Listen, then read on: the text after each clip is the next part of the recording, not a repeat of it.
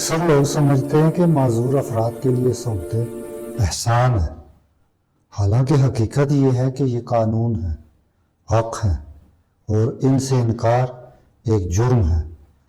آپ کو پتہ پاکستان کے قوانین کے مطابق ہر سرکاری عمارت میں ریمپ قابل رسائی سہولت لازمی ہے۔